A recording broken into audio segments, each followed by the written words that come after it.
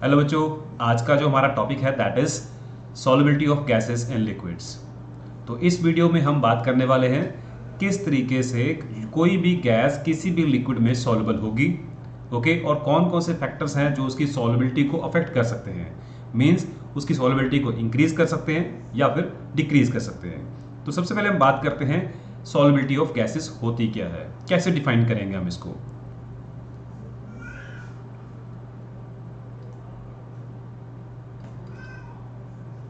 Solubility of gases, ठीक है। तो क्या होती है सॉल्युबिलिटी ऑफ गैसेस? तो सॉल्युबिलिटी क्या होती है? It is a volume of gas, volume of A gas in centimetre cube, means millilitre में लेना हमने। किसी भी गैस की अगर हम सॉल्युबिलिटी की बात करते हैं, क्योंकि गैसेस को हम वे नहीं कर सकते हैं, उसको हम वॉल्यूम में मेजर कर सकते हैं, ठीक है। तो कितनी वॉल्यूम सेंटीमीटर क्यूब की हम किसी भी गैस की बात करें तो वो कितने वॉल्यूम जो है लिक्विड में डिसॉल्व होगी, वो क्या होगी, इसकी सॉल्युबिलिटी होगी। क्लियर है? So let me right the definition first. So what is the solubility of gases? It is the volume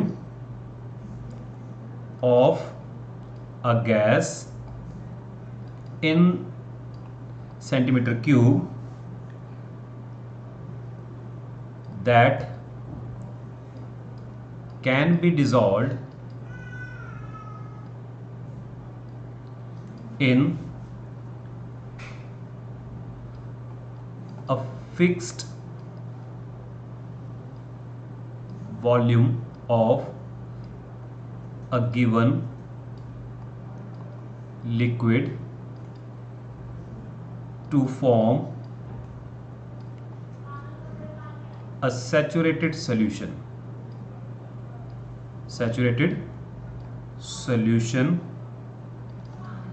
at a given temperature, ठीक है।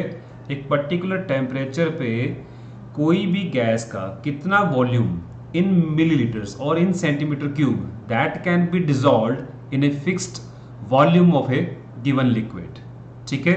और वहां पे एक सैचुरेटेड सॉल्यूशन बनना चाहिए। क्लियर है? That is known as solubility of gases. आगे बात करते हैं कि कौन कौन से फैक्टर्स हैं जो किसी भी गैस की सॉल्युबिलिटी को अफेक्ट कर सकते हैं, ठीक है जी। So next is factors affecting the solubility of gases in liquids, ठीक है। कौन कौन से ऐसे फैक्टर्स हैं जो किसी भी गैस की सॉल्युबिलिटी को अफेक्ट कर सकते हैं? सबसे पहला जो मेजर फैक्टर है that is the nature of the gas, nature of the gas, ठीक है। Second factor is temperature and third major factor is pressure, ठीक है। ये तीन फैक्टर हैं जो किसी भी गैस की सॉल्युबिलिटी को अफेक्ट कर सकते हैं। तो वन बाय वन हम डिस्कस करते हैं इन सभी फैक्टर्स को। सबसे पहले हम बात करेंगे nature of the gas.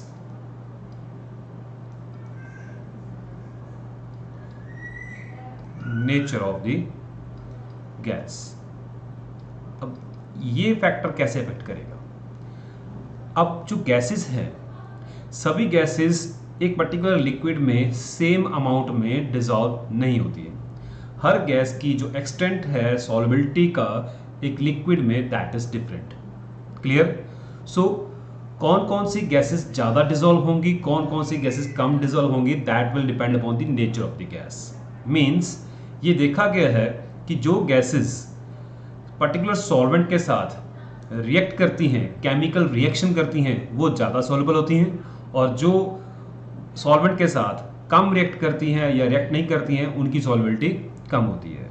For example अगर हम बात करें ऑक्सीजन की, नाइट्रोजन की, हाइड्रोजन की, या फिर नोबल गैसेस लाइक हीलियम की, और इनकी अगर हम सॉल्युबिलिटी चेक करते हैं वाटर में, ठीक है, वाटर क्या है हमारा सॉल्वेंट है और ये सब क्या है, हमारे सल्यूट है जो कि गैसेस हैं। इन सभी गैसेस की जो सॉल्युबिलिटी है वाटर में वो डिफरेंट एक्सटेंट तक है और इनकी सॉल्युबिलिटी बहुत ही लेस होती है, ठीक है, as compare to the other gases. कौन कौन सी गैसेस? हाइड्रोजन क्लोराइड गैस जिसको हम HCl लिखते हैं, या फिर सल्फर डाइऑक्साइड गैस, या फिर अमोनिया गैस, ठीक है। ये कुछ गैसेस हैं जो वाटर में ज़्यादा अमाउंट में सॉल्युबल होती है। उसका कारण ये है कि ये वाटर के साथ रिएक्ट कर जाती है, ठीक है। जैसा कि मैंने पहले बताया कि जो गैसेस सॉल्वेंट के साथ रिएक्ट करेंगी उनकी सॉल्युबिलिटी ज़्यादा होगी और जो गैसेस वाटर के साथ रिएक्ट नहीं करेंगी या कम रिएक्ट करेंगी उनकी सॉल्युबिलिटी कम होगी। क्लियर है?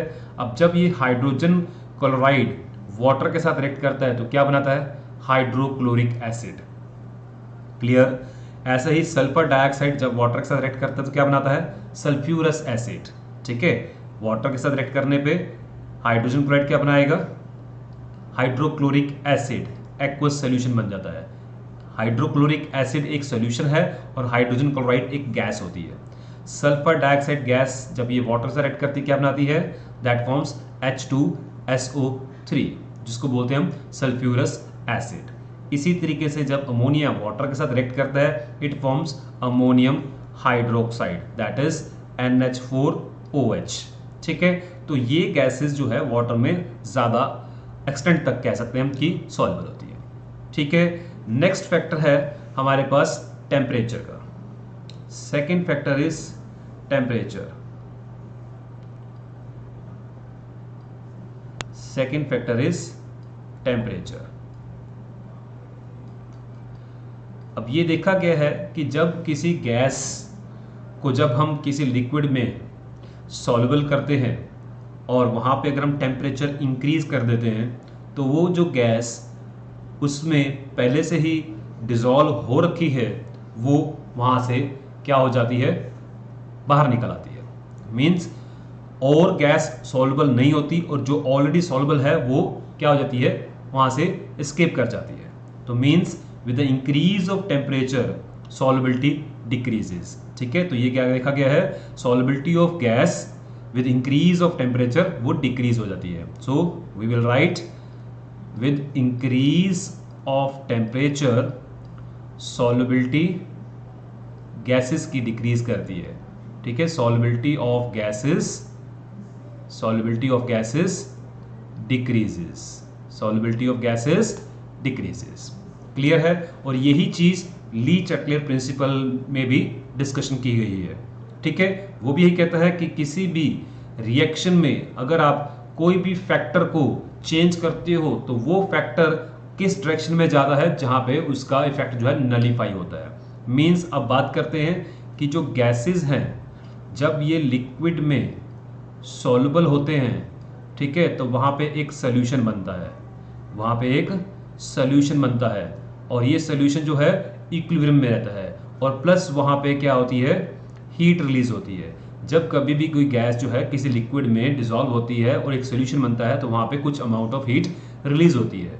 मींस द सॉल्वेंट और the dissolution of gases in liquid ये क्या है? एक एक्सोथर्मिक प्रोसेस है।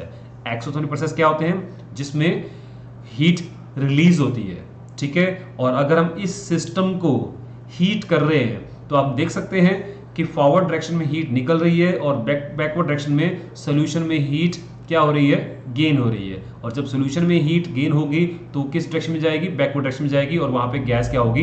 एस्केप होगी, ठीक है। तो ये था फैक्टर टेम्परेचर का।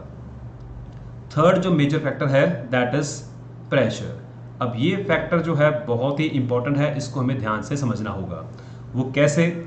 इसको हम एक एग्जांपल लेके चलेंगे। अब सपोज हमारे पास एक वेसल है जिसमें हमने एक लिक्विड जो है यहाँ तक फिल किया हुआ है, ठीक है, और इसको हमने यहाँ पे गैस ले ली है, ठीक है, और यहाँ पे हमारे पास क्या है? एक लिक्विड है जो कि हमारा सॉल्वेंट है और इसको हम क्या कर रहे हैं? यहाँ पे हम एक जो है फ्रिक्शनलेस हमने पिस्टन लगा दिया। क्लियर? और क्या देख रहे हैं कि यहाँ पे हमने कुछ एक प्रेशर यहाँ पे मेंटेन करके रखा हुआ है जिससे इस गैस और इस लिक्विड में इक्विलिब्रियम क्या हो जाता है, मेंटेन हो जाता है, ठीक है। और अगर हम इसके ऊपर प्रेशर लगाते हैं तो हम क्या देखते हैं कि ये जो मॉलिक्यूल गैस के जो इसकी सरफेस से दूर थे वो क्या हो जाएंगे, इसके क्लोज आ जाएंगे। और जितने ज़्यादा मॉलिक्यूल इसकी सरफेस के ऊपर क्लोज आएंगे वो क्या करेंगे, उसकी सरफेस के ऊपर स्ट्राइक करेंगे, मीन्स एक प्रेशर क्रिएट करेंगे, जिससे क्या होगा, more and more molecule of gases they will go into the solution और इनटू द लिक्विड, ठीक है। तो मीन्स हम कह सकते हैं कि जितना ज़्यादा हम प्रेशर लगाएंगे उतना ज़्यादा गैसेस मॉलिक्यूल जो है पर यूनिट वॉल्यूम, ठीक है, on the surface of liquid that will increase. जितने ज़्यादा मॉलिक्यूल एक पर यूनिट वॉल्यूम में इंक्रीज होते जाएंगे उतना ज़्यादा क्या होगा, वो लिक्विड में डिसॉल्व होना शुरू हो जाएंगे, ठीक है। तो यहाँ से ये क्लियर हो रहा है कि with the increase of pressure तो concentration of the gases in the liquid that goes on increases. तो यहाँ से ये बिल्कुल क्लियर हो रहा है कि जो कंसंट्रेशन है गैस की that is directly proportional to the pressure above the gas. Clear है। यही चीज़ एक साइंटिस्ट थे विलियम हेनरी, जिन्होंने इसको डिफाइन किया और बाद में एक लॉ बन गया that is known as Henry's law, ठीक है। वो क्या कहता है हेनरीज लॉ? हेनरीज लॉ ये कहता है कि किसी भी गैस की जो सॉल्युबिलिटी है that is directly proportional to the pressure above the liquid, ठीक है। इसको उसने किस तरीके से डिफाइन किया कि कहते हैं कि जब कोई गैस किसी लिक्विड में डिसॉल्व होती है वो डिसॉल्व होती है और वहां से एस्केप भी होती है। एक टाइम ऐसा आता है जब उनके अंदर क्या हो जाता है, इक्विलिब्रियम मेंटेन हो जाता है, मींस वो वहां पे सैचुरेशन आ जाती है, ठीक है। उस टाइम पे कितनी गैस उसके अंदर डिसॉल्व रहेगी that will depend upon the partial pressure of the gas above the liquid which is in equilibrium with the liquid, ठीक है। उस गैस के पार्शियल प्रेशर के ऊपर डिपेंड करेगा जो गैस उस लिक्विड के साथ इक्विलिब्रियम में है। क्लियर है। तो ये बात हेनरी ने कही थी। क्लियर। अगर हम इसी चीज को इक्वेशन फॉर्म में लिखें सो हम क्या लिखेंगे वहां पे, वी विल राइट के जो मास है, सॉल्युबिलिटी हम क्या बोलते हैं, कंसंट्रेशन क्या होती है, मास, अमाउंट, ठीक है। तो mass of A gas that dissolved into the particular liquid that will be depending upon the pressure above the liquid, ठीक है। सो वो मास जो है, कितना मास उस गैस का डिसॉल्व करेगा that will depend the pressure of the gas, ठीक है। और यहीं से अगर हम इस प्रोपोर्शनलिटी कांस्टेंट को हटाते हैं तो वहां पे हम क्या लिखते हैं, that is a constant which is known as K, और यहां पे हम लिखते हैं पी। सो ये जो के है that is a constant of proportionality which depends upon the three major factors, ठीक है। वो कौन कौन से हैं, एक तो नेचर ऑफ गैस, दूसरा नेचर ऑफ लिक्विड, तीसरा टेम्परेचर, और जो चौथा फैक्टर है जिसपे ये डिपेंड करता है that is the unit of pressure, ठीक है। प्रेशर किस टर्म में हमने लिया है, बार में लिया या एटमॉस्फेयर में लिया, उस पर भी डिपेंड करता है। Clear. The value, the magnitude of the K depends upon the nature of gas, nature of liquid, temperature and the units of pressure. यही सेम चीज डाल्टन भी अपने टाइम बिल्कुल सेम टाइम पे वो काम कर रहे थे। तो डाल्टन ने भी, क्योंकि डाल्टन का आपने लॉ पढ़ा हुआ है +1 में हमने देखा था 11th क्लास में कि Dalton law of partial pressure, वो पार्शियल प्रेशर पे काम कर रहे थे, ठीक है। तो वो क्या कहते होते हैं कि अगर हम 3-4 गैसेस को मिक्स करते हैं और वो अगर नॉन रिएक्टिंग गैसेस हैं तो जो टोटल प्रेशर आता है that total pressure is the sum of the partial pressure of each gases, ठीक है। यही चीज उन्होंने यहाँ पे भी अप्लाई की कि अगर हम पार्शियल प्रेशर की बात करते हैं, ठीक है, भी कितना अमाउंट गैस का डिसॉल्व करेगा लिक्विड के अंदर that will depend upon the mole fraction. तो उन्होंने यहाँ पे मोल फ्रैक्शन का टर्म लिया था, जो कंसंट्रेशन ली थी वो क्या ली थी, मोल फ्रैक्शन ली थी। तो मीन्स कि द मोल फ्रैक्शन, अगर हम मास की जगह पे मोल फ्रैक्शन लेते हैं तो हम क्या लिखेंगे कि मोल फ्रैक्शन, ठीक है, the mole fraction of the gas which dissolved into the liquid that is directly proportional to the partial pressure of the gas above the liquid, ठीक है। जो लिक्विड के साथ हमारे पास जो गैस इक्विलिब्रियम में है उस गैस का कितना मोल फ्रैक्शन उस लिक्विड में डिसॉल्व होगा that will depend upon the partial pressure of the gas above the liquid, ठीक है। उस गैस के पार्शियल प्रेशर के ऊपर डिपेंड करेगी जो लिक्विड के ऊपर है, और वो डिसाइड करेगा कि कितनी कंसंट्रेशन, कितना मोल फ्रैक्शन उसका लिक्विड में डिसॉल्व होना चाहिए। क्लियर।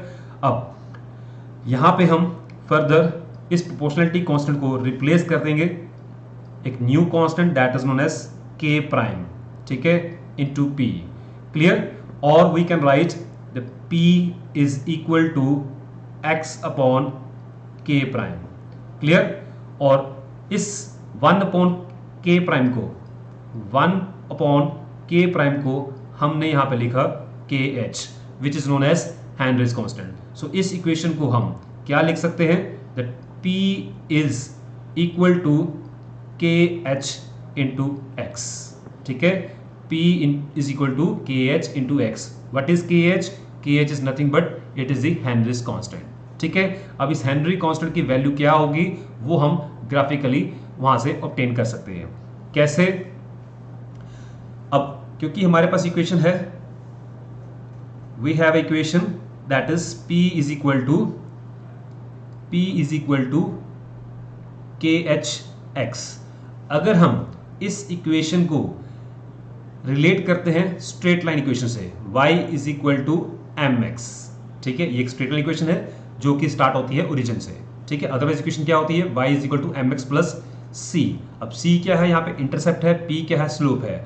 अब इंटरसेप्ट यहाँ पे क्या है? 0 है। ठीक है, तो c इज 0।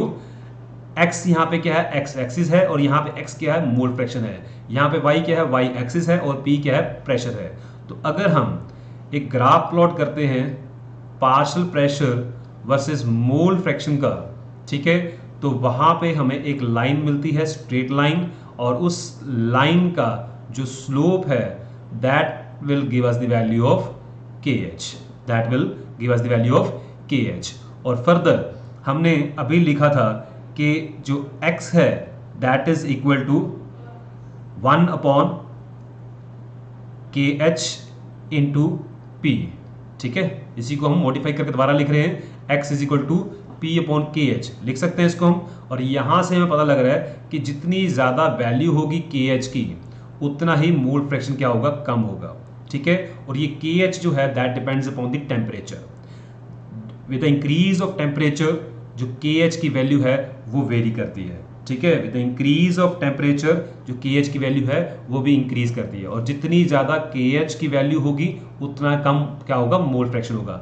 मीन्स कहने का बात है कि अगर हम इसको कंपेयर करते हैं कुछ गैसेस के साथ, ठीक है, और इसकी वैल्यू भी डिपेंड करती है नेचर ऑफ द गैस के ऊपर। ठीक है, जैसे मैंने बताया कि nature of the gas, nature of the liquid, temperature, इन सब चीज़ों पे जो कांस्टेंट है उसकी वैल्यू डिपेंड करती है।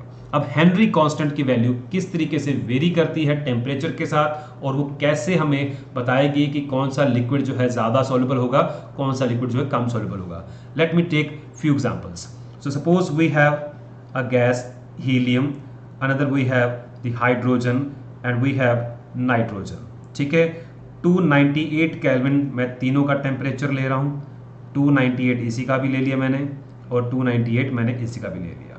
ठीक है, the value of k H की वैल्यू मैं लिख रहा हूँ जो कि हमें गिवन है किलो बार्स में। ठीक है, सो हीलियम की जो वैल्यू है दैट इज 144.97। ठीक है, and for hydrogen it is 69.16 and for nitrogen it is 76.48। ठीक है जी, अब यहाँ पे हम देख रहे हैं टेम्परेचर सेम है बट 3 डिफरेंट गैसेस है जिनकी नेचर भी डिफरेंट है। ठीक है, और उनकी KH की वैल्यू क्या है? डिफरेंट है। जितनी ज़्यादा किसी की वैल्यू होगी उतनी ही उसकी सॉल्युबिलिटी कम रहेगी, क्योंकि जो मोल फ्रैक्शन है जो कि सॉल्युबिलिटी को डिफाइन कर रहा है किसी एक गैस का सॉल्युबिलिटी जो कि लिक्विड में है, that is inversely proportional to the value of KH। जितनी ज़्यादा वैल्यू होगी KH की उतनी उसकी मोल फ्रैक्शन क्या रहेगी? कम होगी। और यहाँ से अब ये क्लियर हो रहा है कि हीलियम जो है वाटर में, ये जो वैल्यूज दी हुई है that is given in water. ठीक है, और ये जो यहाँ पे रिप्रेजेंट कर रहा है, क्या रिप्रेजेंट कर रहा है? कि helium is the least soluble gas in water among these 3 gases. ठीक है, एट द सेम टेम्परेचर। और अगर हम कंपेयर करते हैं हाइड्रोजन और नाइट्रोजन को, तो यहाँ पे हम देख रहे हैं कि नाइट्रोजन की KH वैल्यू जो है, हेनरी कांस्टेंट की वैल्यू जो है that is more than that of hydrogen at the same temperature. तो यहाँ से ये भी क्लियर होता है कि हाइड्रोजन जो है वो ज़्यादा सॉल्युबल है और नाइट्रोजन जो है वो कम सॉल्युबल है। आगे चलते हैं, हम लेते हैं ऑक्सीजन को।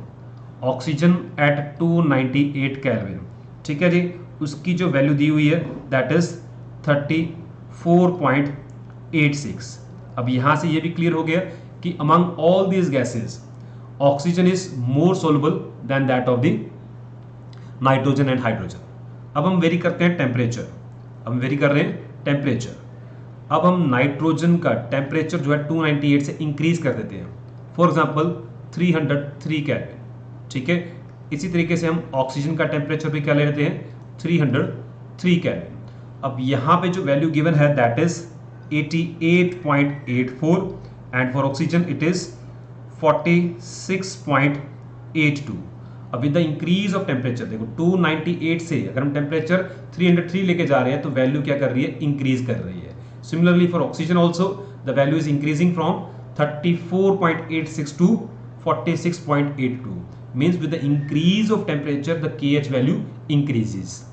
और जैसे जैसे KH की वैल्यू की इंक्रीज होगी सॉल्युबिलिटी डिक्रीज होगी, और ये चीज हम पहले भी देख चुके हैं, with the increase of temperature solubility decreases. Clear है। अब यहां पे नाइट्रोजन की वैल्यू भी इंक्रीज कर रही है और ऑक्सीजन की वैल्यू भी इंक्रीज कर रही है, जो ये रिप्रेजेंट कर रही है कि with the increase of temperature इनकी सॉल्युबिलिटी क्या रहेगी, कम होती जाएगी। तो ये था हमारा आज का टॉपिक, जिसमें हमने हेनरी लॉ को अच्छे से एक्सप्लेन किया है। सॉल्युबिलिटी ऑफ गैसेस को लिक्विड में जो सॉल्युबल है, कितनी सॉल्युबल है, क्यों सॉल्युबल है, कौन कौन से फैक्टर अफेक्ट करते हैं, ये हम डिटेल में डिस्कस कर चुके हैं। नेक्स्ट लेक्चर में हम डिस्कस करेंगे the concept of vapour pressure, और उसी के साथ ही हम डिस्कस करेंगे द रॉल्स लॉ, ठीक है। अब रॉल्स लॉ क्या है, डिफरेंट लिक्विड्स के लिए, डिफरेंट टाइप ऑफ सॉल्यूशंस के लिए रॉल्स लॉ को हम डिफाइन करेंगे और देखेंगे भी किस तरीके से हम उसको यूज करते हैं for ideal and non ideal solutions के लिए। Thank you.